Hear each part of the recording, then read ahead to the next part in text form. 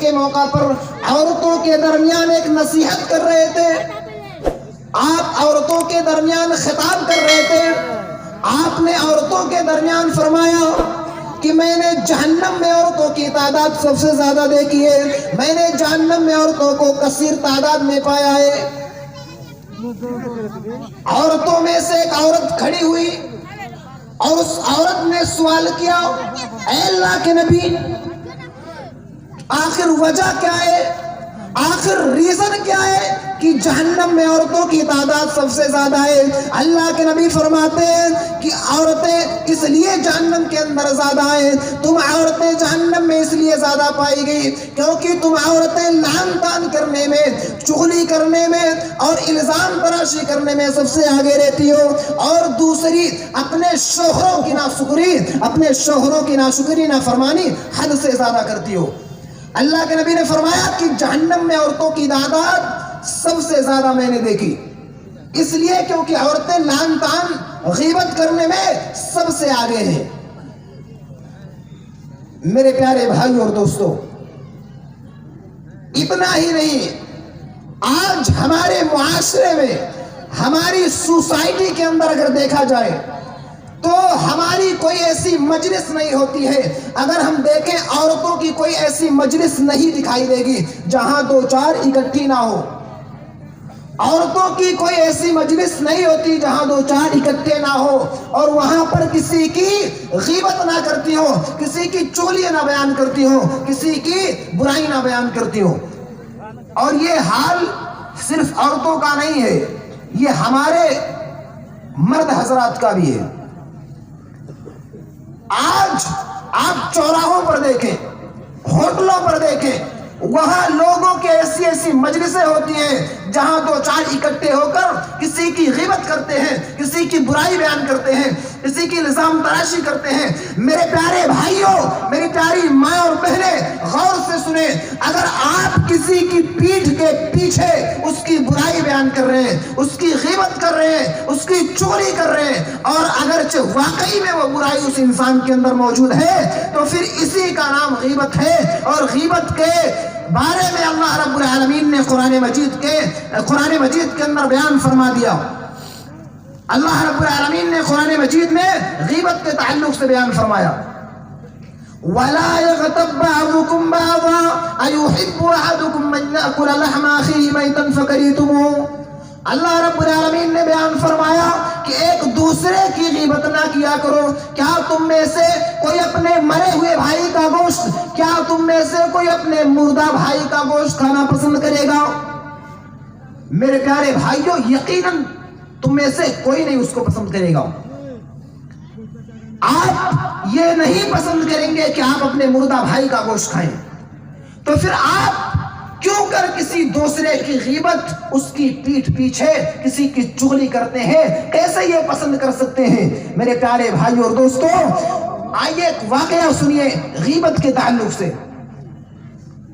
ایک مرتبہ حضرت ابو بکر صدیق رضی اللہ تعالی عنہ نبی پاک صلی اللہ علیہ وسلم کے پاس تشریف فرما تھے، آپ بیٹھے ہوئے تھے۔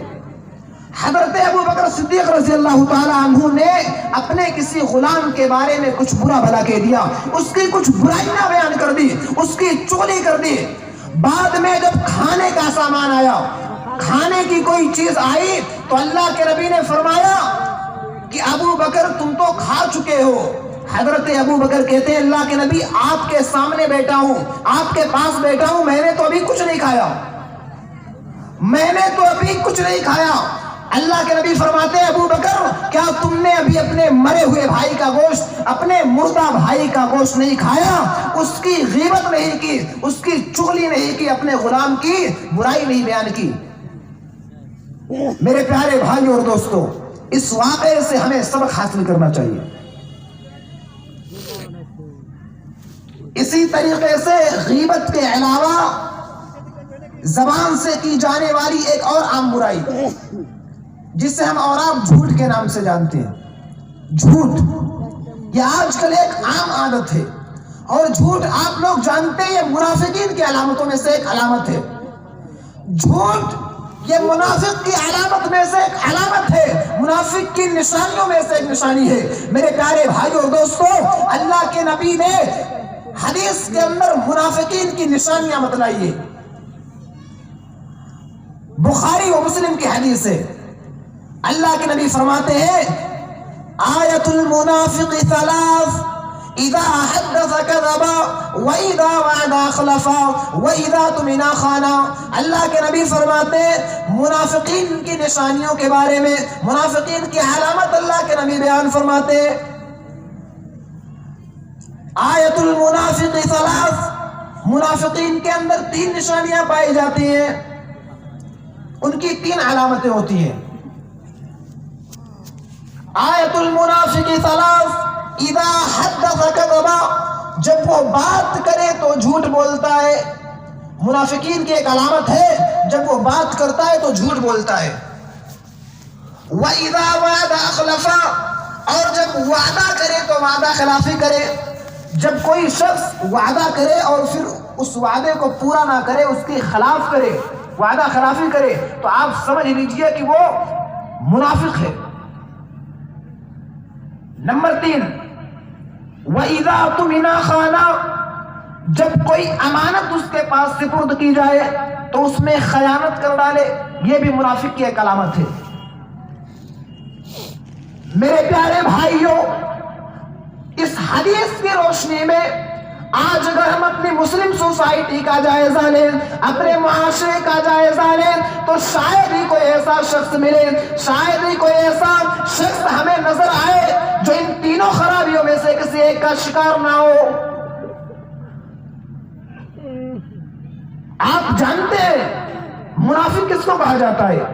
منافق دراصل ایسے انسان کو کہا جاتا ہے جو بظاہر مسلمان ہو، کلمہ گو ہو، لیکن اس کے دل میں کفر ہو، اللہ اور اس کے رسول کی عداوت ہو۔ قرآن مجید میں ایسے لوگوں کو کافروں سے بدتر قرار دیا گیا ہے۔ قرآن پاک میں ایسے لوگوں کو کافروں سے بدتر قرار دیا گیا ہے۔ میرے پیارے بھائی اور دوستوں، اور ان کی حالت کو اللہ رب العالمین نے قرآن پاک کے اندر بیان کیا۔ اللہ رب العالمین بیان فرماتا ہے ان المنافقین فی الدرک الاسفل من النار، بے شک منافقین لوگ جہنم کے سب سے نچلے حصے میں ہوں گے، منافقین جہنم کے سب سے بدترین حالت میں ہوں گے۔ میرے پیارے بھائیوں، آپ لوگوں نے سنا اللہ رب العالمین نے بیان فرمایا کہ ان المنافقین فی الدرک الاسفل من النار، منافقین جہنم کے سب سے نچلے حصے میں ہوں گے، یعنی سب سے بدترین حالت میں ہوں گے۔ تو یہ جو میں نے آپ لوگوں کو بیان کیا کہ جھوٹ، یہ منافق کی ایک علامت ہے۔ جھوٹ بولنا آج مسلمانوں کی ایک عام عادت بن چکی ہے۔ کاروبار ہو یا گھریلو زندگی، بات چھوٹی ہو یا بڑی، جھوٹ ہماری زندگی کا ایک حصہ بن چکا ہے میرے پیارے بھائیوں دوستوں۔ اور پھر ہم یہ شکایت کرتے ہیں، ہماری یہ شکایت ہے کہ اللہ رب العالمین ہماری نہیں سنتا، ہماری دعا کو اللہ رب العالمین قبول نہیں کرتا ہے۔ اللہ رب العالمین ہماری دعا کو قبول نہیں کرتا ہے۔ اللہ رب العالمین خود قرآن کریم کے اندر بیان فرماتا ہے یا ایھا الذین آمنوا اتقوا اللہ وکونوا مع الصادقین، اے ایمان والو اللہ سے ڈرو اور سچے لوگوں کے ساتھ رہا کرو۔ میرے پیارے بھائیوں، اب غور کریں، اگر آپ اللہ سے ڈریں گے، سچے لوگوں کے ساتھ رہا کریں گے، نیک لوگوں کے ساتھ رہیں گے، تو پھر ہماری دعا کو اللہ کیوں کر نہیں قبول کرے گا؟ اور جب ہم اللہ سے نہیں ڈریں گے، سچے لوگوں کے ساتھ نہیں رہیں گے، ہمارے اندر منافقین کی علامتیں پائے جائیں گی، تو پھر ہماری اللہ کیوں کر سنے گا؟ کیوں کر اللہ رب العالمین ہماری سنے گا؟ اس نے خود فرما دیا قرآن کریم کے اندر یا ایھا الذین آمنوا اتقوا اللہ وکونوا مع الصادقین، اے ایمان والو اللہ سے ڈرو اور سچے لوگوں کے ساتھ رہا کرو۔ میرے پیارے بھائی اور دوستو، اگر ہم اللہ سے ڈریں گے، سچے لوگوں کے ساتھ رہیں گے، تو پھر اللہ رب العالمین ہماری ضرور سنے گا۔ تو میں بیان کر رہا تھا کہ جھوٹ یہ ہماری زندگی کا ایک حصہ بن گیا ہے میرے پیارے بھائیو اور دوستو۔ آئیے ایک واقعہ بیان کرتا ہوں۔ ایک مرتبہ اللہ کے نبی جناب محمد رسول اللہ صلی اللہ علیہ وسلم سے سوال کیا گیا، آپ سے پوچھا گیا، اے اللہ کے نبی کیا مومن بخیل ہو سکتا ہے؟ کیا مومن کنجوس ہو سکتا ہے؟ اللہ کے نبی سے پوچھا گیا کہنے بلیور بھی اشتنگی، کیا مومن بخیل، کیا مومن کنجوس ہو سکتا ہے؟ اللہ کے نبی نے فرمایا کہ ہاں مومن بخیل ہو سکتا ہے، مومن کنجوس ہو سکتا ہے۔ پھر اللہ کے نبی سے پوچھا گیا اے اللہ کے نبی کیا مومن بزدل بھی ہو سکتا ہے؟ کہنے بلیور بھی ہے کاورڈ، کیا مومن بزدل بھی ہو سکتا ہے؟ اللہ کے نبی فرماتے ہیں ہاں مومن بزدل ہو سکتا ہے، مومن بزدل ہو سکتا ہے۔ پھر اللہ کے نبی سے سوال کیا گیا اے اللہ کے نبی کیا مومن جھوٹا بھی ہو سکتا ہے؟ کہنے بلیور بھی ہے لائر، کیا مومن جھوٹا بھی ہو سکتا ہے؟ اللہ کے نبی فرماتے ہیں کہ نہیں، ہرگز نہیں، مومن جھوٹا کبھی نہیں ہو سکتا ہے، مومن کبھی نہیں جھوٹا ہو سکتا ہے، مومن وہ ہو ہی نہیں سکتا جو جھوٹ بولے۔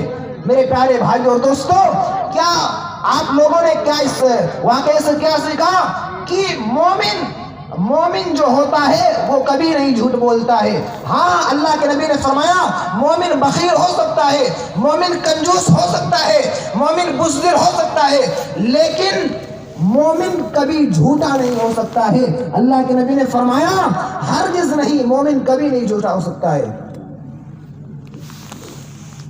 اور ہمارے نبی کا حال سن لیجئے، ہمارے نبی کا حال تھا کہ آپ نے نبوت سے پہلے اور نبوت کے بعد کبھی نہیں جھوٹ بولا، اور یہی وجہ تھی کہ ہمارے نبی کو پورا مکہ صادق و امین کے نام سے یاد کیا کرتے تھے۔ میرے پیارے بھائی اور دوستو،